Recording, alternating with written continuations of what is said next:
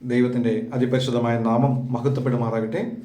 G of good news today Christian ചാനലിലേക്ക് എല്ലാവർക്കും യേശുക്രിസ്തുവിൻ്റെ നാമത്തിലുള്ള സ്നേഹവന്ദനത്തെ അറിയിക്കുകയാണ്. എപ്പോഴും പറയാറുള്ളത് പോലെ ഈ ചാനൽ നിങ്ങൾ സബ്സ്ക്രൈബ് ചെയ്യുകയും മറ്റുള്ളവരിലേക്ക് അത് ഷെയർ ചെയ്യുകയും ചെയ്യുക.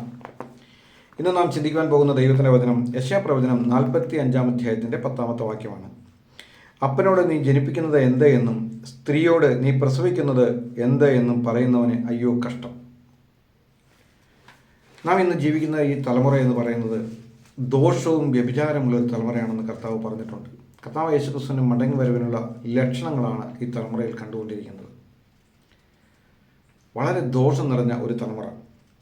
4 വർഷം മുമ്പ് രാത്രിയിൽ വൈകി വന്ന മകനെ വീട്ടിൽ കയറ്റാത്തത് മുഖാന്തരം ആ മകൻ അമ്മയെ വെട്ടിക്കൊന്നു. തൃക്കൊടിത്താനത്താണ് ഈ സംഭവം ഉണ്ടായത്. 1 വർഷം മുമ്പ് മരടിൽ മാനസികാസ്വാസ്ഥ്യമുള്ള മകൻ 75 വയസ്സുള്ള അച്ചാമ്മ എന്ന് പറയുന്ന സ്ത്രീയെ വെട്ടിക്കൊന്നു. 5 വർഷം മുമ്പ് എറണാകുളം കോതപ്പടിയിൽ ഉറങ്ങിക്കിടന്ന അമ്മയെ മകൻ വെട്ടിക്കൊന്നു. കൊല്ലത്ത് അമ്മയെ മകൻ കൊന്ന് കുഴിച്ചു മൂടി. കൊച്ചി ചമ്പക്കരയിൽ മകൻ അമ്മയെ വെട്ടിക്കൊന്നു. അമ്മയെ തലക്കടിച്ചു കൊന്നു. ഇങ്ങനെയുള്ള വാർത്തകൾ ഇന്ന് സർവ്വസാധാരണമായി നാം കേട്ടുകൊണ്ടിരിക്കുകയാണ്. കഴിഞ്ഞ ദിവസം ഏകദേശം 3-4 ദിവസങ്ങൾക്ക് മുൻപ് താമരശ്ശേരിയിൽ ഒരു മകൻ അമ്മയെ വെട്ടിക്കൊന്നു. അടുത്ത വീട്ടിൽ നിന്ന് കൊടുവാള വാങ്ങിക്കൊണ്ടുവന്ന് അവൻ അമ്മയെ വെട്ടിക്കൊന്നു. അയൽവക്കത്തുള്ള ആളുകൾ അവനോട് ചോദിച്ചപ്പോൾ നീ എന്തിനാണ് ഇങ്ങനെ ചെയ്തത് എന്ന് ചോദിച്ചപ്പോൾ അവൻ പറഞ്ഞ മറുപടി, എനിക്ക് ജന്മം നൽകിയതിനുള്ള ശിക്ഷയാണ് ഞാൻ എൻ്റെ അമ്മയെ കൊന്നത് എന്നാണ്. തിരുവെഴുത്ത് പറയുകയാണ്, അപ്പനോട് നീ ജനിപ്പിക്കുന്നത് എന്ത് എന്നും സ്ത്രീയോട് നീ പ്രസവിക്കുന്നത് എന്ത് അല്ലെങ്കിൽ എന്തിന് എന്നും പറയുന്നവന് അയ്യോ കഷ്ടം. മരിച്ചുപോയ അമ്മമാർ. പണ്ടൊക്കെ ഇങ്ങനെ ഒരു വാർത്ത കേൾക്കുമ്പോൾ നമുക്ക് നടുക്കമുണ്ടാകുമായിരുന്നു. സ്വന്തം നൊന്ത് പ്രസവിച്ച അമ്മയെ മകൻ വെട്ടിക്കൊന്നു അല്ലെങ്കിൽ മകൾ വെട്ടിക്കൊന്നു. അത് നമുക്ക് നടുക്കമുണ്ടാക്കുന്ന ഒരു ആയിരുന്നു. എന്നാൽ ഇന്ന് ഇതെല്ലാം സർവ്വസാധാരണമായിക്കൊണ്ടിരിക്കുകയാണ്. ഒരു മാസത്തിൽ ഒരു പ്രാവശ്യമെങ്കിലും ഇങ്ങനെയുള്ള വാർത്തകൾ നമ്മൾ കേട്ടുകൊണ്ടിരിക്കുകയാണ്. പ്രത്യേകിച്ച് മയക്കുമരുന്നിനൊക്കെ അടിമകളായിരിക്കുന്ന കുഞ്ഞുങ്ങൾ അവർ ചോദിക്കുന്ന പണം ലഭിക്കാതെ വരുമ്പോൾ അവർ മാതാപിതാക്കളെ കൊല്ലുന്ന ഒരു ഭയാനകമായ അവസ്ഥയിലൂടെ കടന്നു പോവുകയാണ്. ഇതിന് ഭരണാധികാരികളെല്ലാം ഉത്തരവാദികളാണ്. അതുപോലെ തന്നെ ദൈവമക്കളും ഇതിന് ഉത്തരവാദികളാണ്. കാരണം ഈ തലമുറയെ ഓർത്ത് വളരെ പ്രാർത്ഥിക്കേണ്ട ബാധ്യത എനിക്കും നമ്മൾക്ക് ഓരോരുത്തർക്കുമുണ്ട്. നശിച്ചു പോകുന്ന ഒരു തലമുറ എന്ന് വേണമെങ്കിൽ നമുക്ക് പറയാം. അത്രമാത്രം മാതാപിതാക്കളെ കൈവിട്ട് കളയുന്ന ഒരു തലമുറയാണ് ഇന്ന് നാം കാണുന്നത്. അത് യൗവനക്കാരിൽ മാത്രമല്ല, മധ്യവയസ്കന്മാരിലും അധികമായിട്ട് കാണുന്നു. അവരുടെ മാതാപിതാക്കളെ, ഒരു 60-70 വയസ്സ് കഴിഞ്ഞ മാതാപിതാക്കളെ ഏതെങ്കിലും ഓൾഡ് ഏജ് ഹോമിൽ തള്ളിയിട്ടിട്ട് ഇവർ സന്തോഷമായിട്ട് ജീവിക്കാൻ തക്കവണ്ണം ശ്രമിക്കുന്നു. എന്നാൽ ഇവർക്ക് വരാൻ പോകുന്ന ശിക്ഷാവധി അതിനേക്കാളും ഭയങ്കരമാണെന്നുള്ളത് അവർ തിരിച്ചറിയുന്നില്ല. എൻ്റെയൊക്കെ ചെറുപ്പകാലങ്ങളിൽ ഓൾഡ് ഏജ് ഹോമുകളെ കുറിച്ച് അധികം കേൾവിയൊന്നും ഉണ്ടായിരുന്നില്ല. എന്നാൽ ഇന്ന് ഓരോ ഡിസ്ട്രിക്റ്റുകളിലും എത്രയോ ഓൾഡ് ഏജ് ഹോമുകൾ ഉണ്ടായി വരുന്നു. ഇതിനൊക്കെ ന്യായീകരണം പറയുവാൻ എല്ലാവർക്കും കഴിയും. ഓൾഡ് ഏജ് ഹോമുകളില്ലാതെ ജോലിക്ക് പോകുന്ന ഭാര്യയും ഭർത്താവും ഈ മാതാപിതാക്കൾ എന്തു ചെയ്യും എന്നെല്ലാം പറയുവാൻ 100 ന്യായങ്ങളുള്ള ആളുകളൊക്കെ ധാരാളമായിട്ടുണ്ട്. എന്നാൽ മാതാപിതാക്കളെ ബഹുമാനിക്കണം എന്നുള്ളത് ദൈവത്തിൻ്റെ കൽപ്പനയാണ്. ദൈവം മനുഷ്യനെ സൃഷ്ടിച്ചതിന് ശേഷം പുറപ്പാട് പുസ്തകം നാം വായിക്കുമ്പോൾ മോശ മുഖാന്തരം ദൈവം മനുഷ്യന് കൊടുത്ത കൽപ്പനകളിൽ പ്രധാനപ്പെട്ടതായിട്ട് കൊടുത്ത ഒരു കൽപ്പന, അതായത് ദൈവം പ്രധാനപ്പെട്ടതായിട്ട് കൊടുത്ത കൽപ്പന എന്ന് പറയാനായിട്ട് പറ്റുകയില്ല. എന്നാൽ നിന്റെ ദൈവമായ കർത്താവ്, പുറപ്പാട് പുസ്തകം 20 അധ്യായം വായിക്കുമ്പോൾ, നിന്റെ ദൈവമായ കർത്താവ് ഞാനാകുന്നു, ഞാനൊഴികെ അന്യ ദൈവങ്ങൾ നിനക്കുണ്ടാകരുത്, മേൽ ആകാശത്തിലും കീഴെ ഭൂമിയിലും ഭൂമിക്ക് കീഴെ വെള്ളത്തിലുമുള്ള യാതൊന്നിനെയും വിഗ്രഹങ്ങൾ ഉണ്ടാക്കുകയോ വണങ്ങുകയോ നമസ്കരിക്കരുത്. ഇതൊരു പ്രധാനപ്പെട്ട കൽപ്പനയാണ്. പക്ഷേ ഈ കൽപ്പന അനുസരിക്കുന്നതുകൊണ്ട് പ്രത്യേകിച്ച് വാഗ്ദത്തങ്ങളൊന്നുമില്ല. അതുപോലെ കൊല ചെയ്യരുത്, വ്യഭിചാരം ചെയ്യരുത്, മോഷ്ടിക്കരുത്, കള്ളസാക്ഷി പറയരുത്, ഇങ്ങനെ മറ്റ് കൽപ്പനകളെല്ലാം കൊടുത്തിട്ടുണ്ട്. കൂട്ടുകാരൻ്റെ ഭാര്യയെ മോഹിക്കരുത്. ഇങ്ങനെയുള്ള ഈ ബാക്കിയുള്ള 9 കൽപ്പനകൾക്കും ഒരു വാഗ്ദത്തമില്ല. അത് ചെയ്താൽ അതിന് അനുഗ്രഹമുണ്ട്, പക്ഷേ അതിനകത്തൊരു വാഗ്ദത്തം കൊടുത്തതായിട്ട് കാണുന്നില്ല. എന്നാൽ ഒരു കൽപ്പനയ്ക്ക് ദൈവം വാഗ്ദത്തം കൊടുത്തു. എന്താണെന്നറിയാമോ? നിന്റെ ദൈവമായ യഹോവ നിനക്ക് തരുന്ന ദേശത്ത് നിനക്ക് ദീർഘായുസ്സ് ഉണ്ടാകുവാൻ നിന്റെ അപ്പനെയും അമ്മയും ബഹുമാനിക്കുക. അപ്പനെയും അമ്മയും ബഹുമാനിക്കുക എന്നുള്ളത് അത് ദീർഘായുസ്സുണ്ടാകുന്ന, നന്മയുണ്ടാകുന്ന ഒരു കൽപ്പനയാണ്. ഇത് എഫെസ് ലേഖനത്തിൽ പൗലോസ് അപ്പോസ്തലൻ അത് ഒന്നുകൂടെ എടുത്ത് വിശദമായിട്ട് പറയുന്നുണ്ട്. എഫെസ് ലേഖനം 6-ാം അധ്യായത്തിൻ്റെ 3-ാമത്തെ വാക്യം വായിക്കുമ്പോൾ, നിനക്ക് നന്മയുണ്ടാകുവാനും നീ ഭൂമിയിൽ ദീർഘായുസ്സോടിരിക്കുവാനും നിന്റെ അപ്പനെയും അമ്മയെയും ബഹുമാനിക്കുക എന്നത് വാഗ്ദത്തത്തോടു കൂടിയ ആദ്യ കൽപ്പനയാകുന്നു. വാഗ്ദത്തം കൊടുത്തിട്ടുള്ള ആദ്യത്തെ കൽപ്പനയാണ് നിന്റെ അപ്പനെയും അമ്മയും ബഹുമാനിക്കുക. രണ്ട് കാര്യങ്ങളാണ് സംഭവിക്കുക. ഒന്ന്, നിനക്ക് നന്മയുണ്ടാകും. മറ്റൊന്ന്, നിനക്ക് ദീർഘായുസ്സുണ്ടായിരിക്കും. ദൈവത്തിന് മുഖപക്ഷമൊന്നുമില്ല. ഏത് ജാതിയിൽപ്പെട്ടവനാണെങ്കിലും, ക്രിസ്ത്യാനിയാണെങ്കിലും, ഇസ്രായേലിനാണെങ്കിലും, അല്ലെങ്കിൽ മറ്റ് ഇതര ജാതികളിൽപ്പെട്ടവനാണെങ്കിലും, ആര് ഇങ്ങനെ ചെയ്യുന്നുവോ അവൻ്റെ മനസ്സാക്ഷിക്കനുസരിച്ച് അവൻ തൻ്റെ അപ്പനെയും അമ്മയെയും നിന്ദിക്കാതെ, ദുഷിക്കാതെ, അപമാനിക്കാതെ അവൻ അവരെ ബഹുമാനിക്കുമെങ്കിൽ തീർച്ചയായിട്ടും അവരുടെ ജീവിതത്തിൽ നന്മയുണ്ടാകും, അവർക്ക് ദീർഘായുസ്സുണ്ടാകും എന്നുള്ള കാര്യത്തിൽ യാതൊരു സംശയവും വേണ്ട. തിരുവെഴുത്ത് വ്യക്തമായിട്ട് അങ്ങനെ പഠിപ്പിക്കുന്നു. എന്നാൽ ഇതിന് വിരോധമായിട്ട് ഇപ്പോൾ എൻ്റെയൊക്കെ ചെറുപ്പകാലങ്ങളിൽ ഞാൻ പത്രമൊക്കെ ധാരാളം വായിക്കുമായിരുന്നു. ആ പത്രമൊക്കെ വായിക്കുന്ന സമയത്ത് കൊലപാതകം നടന്നിരിക്കുന്ന ആളുകൾ, പിടിച്ചുപറിക്കാർ, റൗഡി ലിസ്റ്റിൽപ്പെട്ട ആളുകൾ, ഇങ്ങനെയുള്ളവരുടെ ലിസ്റ്റുകളെല്ലാം പരിശോധിക്കുമ്പോൾ, അവർ ജയിലിലിരുന്ന കാര്യങ്ങളെല്ലാം നമ്മൾ വായിക്കുമ്പോൾ അതിനകത്ത് കേട്ടിരുന്ന പേരുകൾ അധികവും ക്രിസ്ത്യാനികളുടേതായിരുന്നില്ല. മത്തായി, മർക്കോസ്, പൗലോസ് ഇങ്ങനെയുള്ള പേരുകളൊന്നും കുറവായിരുന്നു. എന്നാൽ ഇന്ന് ഒരുപക്ഷെ മറ്റ് ഇതര ജാതികളിൽ ഉള്ളതിനേക്കാൾ കൂടുതൽ തന്നെ എന്ന് വേണമെങ്കിൽ പറയാം, ക്രിസ്ത്യാനികളെന്ന് പറയുന്നവരിൽ നിന്ന് ഇങ്ങനെയുള്ള പേരുകൾ ധാരാളമായിട്ട് കണ്ടുകൊണ്ടുവരുന്നു. എല്ലാ തരം കുറ്റകൃത്യങ്ങളിലും, തട്ടിപ്പുകളിലും, വെട്ടിപ്പുകളിലും, എല്ലാ തരത്തിലുള്ള ഇടപാടുകളിലും ഇങ്ങനെയുള്ള ക്രിസ്ത്യാനികളായിട്ടുള്ള ആളുകൾ ചെന്ന് ഏർപ്പെടുന്നു എന്നുള്ളത് നമുക്ക് കാണാം. അവരുടെ പേരുകളെല്ലാം സർവ്വസാധാരണമായിട്ട് ഇങ്ങനെ വന്നുകൊണ്ടിരിക്കുന്നു, മീഡിയ വഴി വന്നുകൊണ്ടിരിക്കുന്നു. എന്നാൽ ഇങ്ങനെയുള്ള വാർത്തകൾ കാണുമ്പോൾ ദൈവമക്കളായിരിക്കുന്നവർക്ക് ദൈവം പ്രത്യേകമായിട്ടൊരു കൃപ കൊടുത്തിരിക്കുന്നു. ഈ സത്യവചനത്തെ അറിയുവാൻ ഭാഗ്യം ലഭിച്ചതും ഈ സത്യവചന മുഖാന്തരവും ഇങ്ങനെയുള്ള ആളുകൾക്ക് ഇങ്ങനെയുള്ള കുറ്റകൃത്യങ്ങളിൽ നിന്ന് ഒഴിഞ്ഞിരിക്കുവാൻ തക്കവണ്ണം ഇടവരുന്നു എന്നുള്ളത് ഒരു അനുഗ്രഹിക്കപ്പെട്ട കാര്യമാണ്. അത് നിസ്സാരമായ ഒരു കാര്യമല്ല. അവിടെ തലമുറകൾ അനുഗ്രഹിക്കപ്പെടുവാൻ തക്കവണ്ണം അത് കാരണമായിട്ട് തീരുന്നു. ഇവിടെ പറയുകയാണ്, നിൻ്റെ അപ്പനെയും അമ്മയും ബഹുമാനിക്കുക, അത് നിനക്ക് നന്മയുണ്ടാകും, നിനക്ക് ദീർഘായുസ്സുണ്ടാകും. എത്രയോ ഓർഫനേജുകളാണ് ഇന്ന് അധികമായിട്ട് വന്നുകൊണ്ടിരിക്കുന്നത്. മുൻപെങ്ങും ഇല്ലാത്ത വണ്ണം ഓർഫനേജുകൾ നിറയെ വന്നുകൊണ്ടിരിക്കുകയാണ്. ഒരു പ്രായം കഴിഞ്ഞു കഴിഞ്ഞാൽ മാതാപിതാക്കളെ കൊണ്ടുവന്ന് ഓർഫനേജിൽ തള്ളുകയാണ്. പിന്നീട് അങ്ങോട്ട് തിരിഞ്ഞു നോക്കുകയില്ല. പണമുള്ളവർ കുറച്ച് പണം കൊടുത്തിട്ട് കുറച്ചുകൂടെ കംഫർട്ടായിട്ടുള്ള സ്ഥലത്ത് കൊണ്ടിടും. എത്ര കംഫർട്ട് എന്ന് പറഞ്ഞാലും സ്വന്തം മക്കളോടൊത്ത് കുറച്ച് കഷ്ടവും ഞെരുക്കവും ഉണ്ടെങ്കിലും സ്വന്തം മക്കളോടൊത്ത് കഴിയുന്ന ആ ഒരു സമാധാനം വേറെ എവിടെ പോയാലും അവർക്ക് ലഭിക്കും. അവർ ജന്മം നൽകിയ മക്കളോടൊപ്പം താമസിക്കാതെ അവർ മറ്റ് ഇടങ്ങളിൽ അന്യ ആളുകളോടൊപ്പം ചേർന്ന് നിൽക്കുമ്പോൾ അവരുടെ മനസ്സിൻ്റെ വേദനയും വ്യഥയും എത്രമാത്രമായിരിക്കും. അപ്പോൾ അവർക്ക് നന്മ അനുഭവിക്കാൻ പറ്റുമോ? അവരുടെ മക്കൾക്ക്, അവരുടെ തലമുറകൾക്ക് നന്മ അനുഭവിക്കാനായിട്ട് പറ്റുമോ? അവർക്ക് ദീർഘായുസ്സോടെ ഇരിക്കുവാനായിട്ട് പറ്റുമോ? ഒരിക്കലും പറ്റുകയില്ല. ഇപ്പോൾ ഈ ചെറുപ്പക്കാരൻ അവൻ്റെ അമ്മയെ കൊന്നതിന് ശേഷം അവൻ അടുത്തുള്ള ആളുകളോട് പറയുകയാണ്, എനിക്ക് ജന്മം നൽകിയതിനുള്ള ശിക്ഷയാണ് ഞാൻ അവൾക്ക് കൊടുത്തതെന്ന് പറഞ്ഞ് അവൻ ജയിലിലേക്ക് പോകുമ്പോൾ അവൻ വിജയിച്ചുവോ? അവൻ ഒരിക്കലും വിജയിക്കുന്നില്ല. കാരണം അവൻ അനുഭവിക്കാൻ പോകുന്നത് തീർത്താൽ തീരാത്ത അത്ര കഷ്ടമാണ്. കാരണം ആ മാതാവിനെ വെട്ടിക്കൊന്നത് നിമിത്തം അവൻ്റെ മേൽ ദൈവകോപവും ദൈവത്തിൻ്റെ ശാപവും ആ മാതാവിൻ്റെ ശാപവും അവനെ വേട്ടയാടിക്കൊണ്ടേയിരിക്കും. രാത്രിയായാൽ എങ്ങനെയെങ്കിലും നേരം വെളുത്താൽ മതിയെന്ന് അവൻ വിചാരിക്കും. നേരം വെളുത്തു കഴിഞ്ഞാൽ അവൻ വിചാരിക്കും എങ്ങനെയെങ്കിലും രാത്രിയായാൽ മതിയെന്ന് അവൻ വിചാരിക്കും. ഇങ്ങനെയുള്ള ആളുകൾ അധികം മുന്നോട്ട് പോവുകയില്ല. അവർ ഏതെങ്കിലും കാരണവശാൽ പരോളിൽ ഇറങ്ങാൻ കഴിഞ്ഞാൽ അവർ തീർച്ചയായിട്ടും ആത്മഹത്യ ചെയ്യും.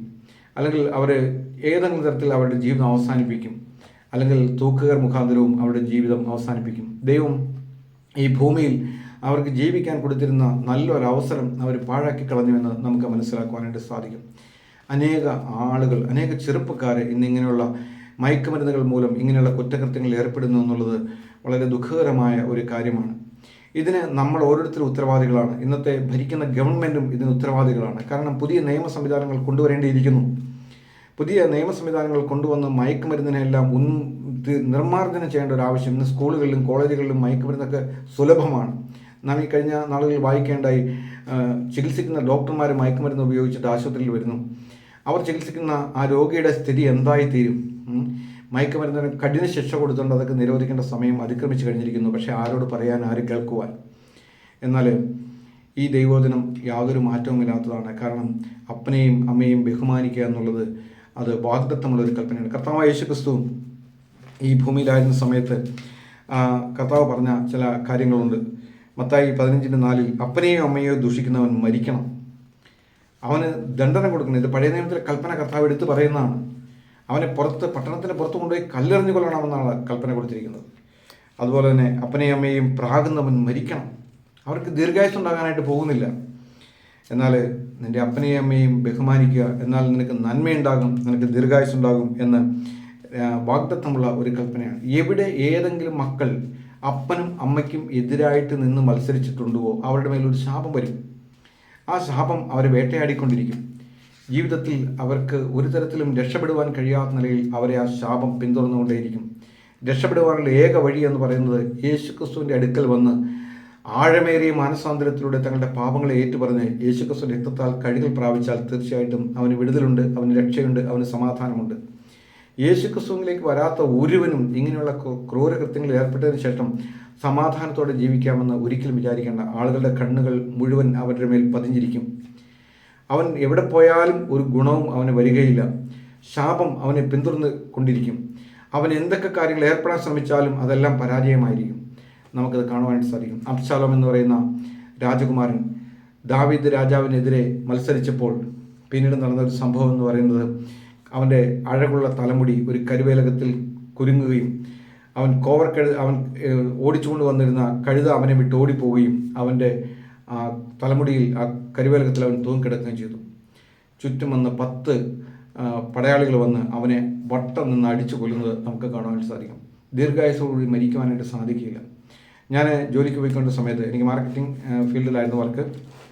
അങ്ങനെ ഞാൻ പോകുന്ന വഴിയിൽ എനിക്ക് പരിചയമുള്ള ചില കടകളിൽ ചായ കുടിക്കാനെല്ലാം കയറും. അങ്ങനെ സ്ഥിരമായിട്ട് ആ റൂട്ടിൽ പോകുമ്പോൾ ചായ കുടിക്കുന്നൊരു കടയുണ്ടായിരുന്നു. അങ്ങനെ ഒരു ദിവസം ഞാൻ ചെല്ലുമ്പോൾ ആ ചേട്ടൻ ഞാനുമായിട്ട് കുറേ നേരം സംസാരിക്കും. ഞങ്ങൾ തമ്മിൽ കുറേ നേരം വർത്തമാനമൊക്കെ പറയും. പല കാര്യങ്ങളും, ചായക്കടയുടെ കാര്യങ്ങളും വീട്ടിലെ കാര്യങ്ങളും അങ്ങനെയൊക്കെ സംസാരിക്കുമായിരുന്നു. അങ്ങനെ ഒരു ദിവസം ഞാനവിടെ ചെല്ലുമ്പോൾ അദ്ദേഹം വളരെ മ്ലാനവദനായിട്ടിരിക്കുന്നു. വളരെ മൂകനായിട്ട്, ഒരു നിരാശപ്പെട്ട്, ഒരു സന്തോഷമില്ലാതെ അദ്ദേഹം ചായ തന്നിട്ട് പോയി. എന്നോട് സംസാരിക്കാനും നിന്നില്ല, മാറി നിന്നു. ഞാൻ അദ്ദേഹത്തോട് ചോദിച്ചു, അദ്ദേഹത്തെ നിരീക്ഷിച്ചതിന് ശേഷം ഞാൻ ചോദിച്ചു, എന്താണ് ചേട്ടാ പറ്റിയത്, എന്താണ് നിങ്ങളിങ്ങനെ ആയിരുന്നില്ലല്ലോ എന്ന് പറഞ്ഞു. അപ്പോൾ അദ്ദേഹം പറഞ്ഞു, ഒരേ ഒരു മകനെ ഉണ്ടായിരുന്നുള്ളൂ, അവൻ ഈ കഴിഞ്ഞ ദിവസം ഒരു ആക്സിഡൻറ്റിൽപ്പെട്ട് മരിച്ചു പോയെന്നു. ഞാൻ പറഞ്ഞു, എന്ത് സംഭവിച്ചു? അതായത് ഈ മനുഷ്യൻ വീട്ടിൽ നിന്ന് രാവിലെ 4 മണിക്ക് ചായക്കട തുടങ്ങുവാനായിട്ട് വീട്ടിൽ നിന്ന് ഇറങ്ങി വരും. 4 മണിക്ക് വന്ന് ഈ ചായക്കട ആരംഭിച്ച് വൈകിട്ട് ഒരു 7 മണി 8 മണി ആകുമ്പോഴാണ് തിരിച്ച് വീട്ടിലേക്ക് പോവുക. പലഹാരങ്ങൾ ഉണ്ടാക്കണം, മറ്റ് കാര്യങ്ങളെല്ലാം അവിടെ നടത്തണം. ഒറ്റയ്ക്കാണ് ആ ചായക്കട നടത്തിക്കുന്നത്. ചില സമയത്ത് ഒരു ഹെൽപ്പർ ഉണ്ടാകുമെന്നുള്ളതിൽ കവിഞ്ഞിട്ട് വേറെ ആരുമില്ല. എന്നാൽ ആ ചെറുപ്പക്കാരൻ, ഏകദേശം 20-25 വയസ്സ് പ്രായമുള്ള ആ ചെറുപ്പക്കാരൻ ഒരു ദിവസം ഈ മനുഷ്യനോട് വന്നിട്ട് പറഞ്ഞു, ഞാൻ വീട്ടിലേക്ക് വരുമ്പോഴേക്കും എൻ്റെ ഷർട്ടും പാൻറ്റും തേച്ച് വെക്കണമെന്ന് പറഞ്ഞു. അപ്പോൾ ഈ പിതാവ് പറഞ്ഞു, മോനെ, ഞാൻ 4 മണിക്ക് എഴുന്നേറ്റ് വന്നതാണ്, ഇത്രയും നേരം ഞാനിവിടെ ജോലി ചെയ്യുമായിരുന്നു, എനിക്ക് നല്ല ക്ഷീണമുണ്ട്, ഞാനൊന്ന് പോയി ഒന്ന് കിടക്കണം, എനിക്കൊന്ന് റെസ്റ്റ് ചെയ്യണം, അത് നീ തന്നെ തേച്ച് വെക്കുക എന്ന് പറഞ്ഞു. ഉടനെ ഈ മകൻ പറഞ്ഞു, ഞാൻ പറഞ്ഞത് നിങ്ങളങ്ങോട്ട് കേട്ടാൽ മതി, ഞാൻ വരുമ്പോൾ ഷർട്ടും പാൻറ്റും അവിടെ തേച്ച് വെച്ചിരിക്കണം എന്ന് പറഞ്ഞു. ആ പിതാവ് പറഞ്ഞത്, ആ പറഞ്ഞിട്ട് പോയ പോക്ക്, ആ ബൈക്ക് ഓടിച്ച് പോയ മകൻ നേരെ ഒരു ലോറിയുടെ അടിയിലേക്ക് പോയി ആ സ്പോട്ടിൽ തന്നെ അവൻ മരിച്ചു. നൈമിഷികമായ ഒരു മരണം, നിമിഷ നേരം കൊണ്ടുള്ള ഒരു മരണം. എത്രയോ ഗൗരവകരമാണ് ഈ കാര്യങ്ങളെല്ലാം. ദൈവവചനം മാതാപിതാക്കൾക്ക് എത്ര റെസ്പെക്റ്റ് കൊടുക്കുവാനായിട്ട് നമ്മളെ പഠിപ്പിക്കുന്നു. പഴയ നിയമ തിരുവെഴുത്തുകളിലും പുതിയ നിയമ തിരുവെഴുത്തുകളിലും എല്ലാം അത് നമുക്ക് ദൈവം കാണിച്ചു തരുന്നു. നിൻ്റെ അപ്പനെയും അമ്മയും ബഹുമാനിക്കുക, നിനക്ക് ജന്മം നൽകിയ അപ്പനെയും അമ്മയും ബഹുമാനിക്കുക. നിനക്ക് ജന്മം നൽകിയതിൻ്റെ പേരിൽ അവനെ കൊല്ലുവാനായിട്ടുള്ള ഒരു നിലയിലേക്കോ അവനെ അപമാനിക്കാനുള്ള നിലയിലേക്കോ അല്ല അത് പറയുന്നത്. അതുകൊണ്ട് തിരുവെഴുത്ത് പറയാണ്, അപ്പനോട് നീ ജനിപ്പിച്ചത് എന്തെന്നും സ്ത്രീയോട് നീ പ്രസവിക്കുന്നത് എന്തെന്നും ചോദിക്കുന്നവന് അയ്യോ കഷ്ടം. അവന് ദീർഘായുസ് ഉണ്ടാവുകയില്ല, അവന് നന്മ ഉണ്ടാവുകയില്ല, അവൻ്റെ ജീവിതം അതിഭയങ്കരമായ നിലയിലേക്ക് പോയിക്കൊണ്ടിരിക്കും. എന്നാൽ എന്നെ കേൾക്കുന്ന പ്രിയ സഹോദര, പ്രിയ സഹോദരി, ഈ നിലയിൽ മുന്നോട്ട് പോകുമ്പോൾ നിങ്ങളുടെ ജീവിതത്തിൽ അറിയാതെ ഈ വചനത്തെക്കുറിച്ചുള്ള അതിൻ്റെ ആ സീരിയസ് മനസ്സിലാക്കാതെ നിങ്ങളുടെ പിതാവിനെയും മാതാവിനെയും അവമാനിച്ചിട്ടുണ്ടെങ്കിൽ, നിന്ദിച്ചിട്ടുണ്ടെങ്കിൽ, ഉപേക്ഷിക്കാൻ ഉപേക്ഷിച്ചിട്ടുണ്ടെങ്കിൽ മടങ്ങി വരിക. ദൈവസന്നിധിയിലേക്ക് മടങ്ങി വന്ന് കർത്താവേ, ഞാൻ അങ്ങയുടെ കൽപ്പന ലംഘിച്ചു, എന്നോട് ക്ഷമിക്കണമേ കർത്താവേ എന്ന് പറഞ്ഞ് നിങ്ങൾ ഏറ്റു പറയുമെങ്കിൽ ദൈവം നിങ്ങളുടെ സകല അനീതിയും പോക്കി നിങ്ങളെ ശുദ്ധീകരിക്കുന്നതാണ്. യേശുക്രിസ്തുവിൻ്റെ രക്തം അങ്ങനെയുള്ള ഒരു രക്തമാണ്. അതുകൊണ്ട് അവൻ്റെ അടുക്കിലേക്ക് മടങ്ങി വരാം. നമ്മുടെ മാതാപിതാക്കളെ നമുക്ക് ബഹുമാനിക്കാം, അവരെ നമുക്ക് ആദരിക്കാം. അങ്ങനെ ചെയ്യുമ്പോൾ തീർച്ചയായിട്ടും നമുക്ക് ദീർഘായുസ് ഉണ്ടാകും, നമുക്ക് നന്മയുണ്ടാകും. ദൈവവചനം മാറ്റമില്ലാത്തതാണ്. ഇന്ന് ഈ വചനങ്ങളാൽ ദൈവം നമ്മെ അതിനായിട്ട് സഹായിക്കട്ടെ, അതിനായിട്ട് ബലപ്പെടുത്തട്ടെ, അതിനായിട്ട് ഒരുക്കട്ടെ. നാം കർത്താവിനെ അറിഞ്ഞതും ഈ വചനമൊക്കെ പഠിക്കുവാൻ സഹായിച്ചതും ഇങ്ങനെയുള്ള തിന്മകളിൽ നിന്ന് രക്ഷപ്പെടുവാൻ തക്കവണ്ണം അത് മുഖാന്തരമായി തീർന്നു. ദൈവം നമ്മോട് കരുണ കാണിച്ചിരിക്കുന്നു, ദൈവം നമ്മെ സ്നേഹിച്ചിരിക്കുന്നു. അതുകൊണ്ട് നമ്മുടെ കർത്താവ് നല്ലവനാണ്. ആ കർത്താവിനെ നമുക്ക് ഉയർത്താം. ഇന്ന് ഈ വചനങ്ങൾ അതിന് മുഖാന്തരമായി തീരട്ടെ. അവൻ്റെ വലിയ നാമം ഇന്നും എന്നേക്കും വാഴ്ത്തപ്പെടുമാറാകട്ടെ. നമുക്ക് പ്രാർത്ഥിക്കാം. ഞങ്ങളുടെ സ്വർഗീയ നല്ല പിതാവായ ദൈവമേ, ഈ അനുഗ്രഹിക്കപ്പെട്ടതായിട്ടുള്ള നല്ല ദിവസമായിട്ട് ഞങ്ങൾ അങ്ങേ സ്തുതിക്കുന്ന കർത്താവേ. അങ്ങയുടെ വചനം എത്രയോ സത്യവും എത്രയോ ബലമുള്ളതാണ് കർത്താവേ. ജനിപ്പിച്ച മാതാപിതാക്കളെ എത്രമാത്രം ബഹുമാനിക്കണമെന്ന് അവിടുന്ന് പറഞ്ഞ് തന്നിട്ടുണ്ട് കർത്താവേ. അത് മുഖാന്തരം ഞങ്ങൾക്ക് വരുവാൻ പോകുന്ന നന്മകളും ദീർഘായുസ്സും വലുതാണെന്ന് ഞങ്ങളെ പഠിപ്പിച്ചിട്ടുണ്ട് കർത്താവേ. എന്നാൽ ഇന്ന് ദൈവമേ, അനേക യൗവനങ്ങൾ പൊലിഞ്ഞു പോയിക്കൊണ്ടിരിക്കുന്നു. അത് സമയത്തിന് മുമ്പേ അവർ മരണത്തെ പുൽകേണ്ടി വരുന്നു കർത്താവേ. അതിൻ്റെയൊക്കെ കാരണം അവരുടെ മാതാപിതാക്കളോടുള്ള അനാദരവും അവരെ കർത്താവെ തുച്ഛീകരിക്കുന്നതും അവരെ ദൂഷിക്കുന്നതുമൊക്കെയാണ് എന്ന് ഞങ്ങൾ മനസ്സിലാക്കുന്നു കർത്താവെ. ഭയത്തോടെ അങ്ങയുടെ വചനത്തിന് മുമ്പിൽ ജീവിക്കുവാൻ ഞങ്ങളെ സഹായിക്കണമേ കർത്താവെ. ദൈവനാമം ഞങ്ങളുടെ ജീവിതത്തിലൂടെ മഹത്വപ്പെടുവാൻ തക്കോടെ ഞങ്ങളെ കർത്താവ് സഹായിക്കണമേ. ഞങ്ങൾ അവിടുത്തോട് പ്രാർത്ഥിക്കുന്നു കർത്താവ്. ഇന്ന് വചനം കേട്ട ഓരോ മക്കളെയും കർത്താവ് അനുഗ്രഹിക്കണമെന്ന് പ്രാർത്ഥിക്കുന്നു കർത്താവ്. അതുപോലെ കർത്താവ് ഈ ചാനൽ സബ്സ്ക്രൈബ് ചെയ്തിരിക്കുന്ന എല്ലാവർക്കും വേണ്ടി പ്രാർത്ഥിക്കുന്നു കർത്താവ്. യേശുക്രിസ്തുവിന്റെ നാമത്തിൽ അവരെ അനുഗ്രഹിക്കുന്നു കർത്താവ്. അവരുടെ മേൽ പിശാച് കെട്ടിയിരിക്കുന്ന എല്ലാ കെട്ടുകളും യേശുവിൻ്റെ നാമത്തിൽ ഉടയട്ടെ കർത്താവ്. The mighty name of Jesus. യേശുവിൻ്റെ നാമത്തിൽ കർത്താവിനെ സഹായിക്കണം, അനുഗ്രഹിക്കണമെന്ന് പ്രാർത്ഥിക്കുന്നു കർത്താവ്. അനേകരെ ഈ ചാനൽ സബ്സ്ക്രൈബ് ചെയ്യുവാൻ തക്കണം, അനേകരെ കർത്താവ് ഇത് കാണുവാനും കേൾക്കുവാനും തക്കണം പരിശുദ്ധാത്മാവ് സഹായിക്കണമെന്ന് പ്രാർത്ഥിക്കുന്നു കർത്താവ്. അടിയനെ തന്ന ഈ എളിയ ശുശ്രൂഷയ്ക്കായിട്ട് സ്തോത്രം. ദൈവനാമത്തെ മഹത്വപ്പെടുത്തണമെന്ന് പ്രാർത്ഥന. ഞങ്ങളുടെ കർത്താവ് ഉയർന്നിരിക്കുവാൻ തക്കണം കർത്താവ് സഹായിക്കണമേ. എല്ലാ മഹത്വം അങ്ങേക്ക് തരുന്നില്ല. ഞങ്ങൾക്ക് വേണ്ടി ജീവൻ വെച്ച് ഞങ്ങളുടെ രക്ഷിതാവും കർത്താവുമായ യേശുക്രിസ്തുവിന്റെ അതിപരിശുദ്ധമായ നാമത്തിൽ തന്നെ ആമേൻ. ആമേൻ.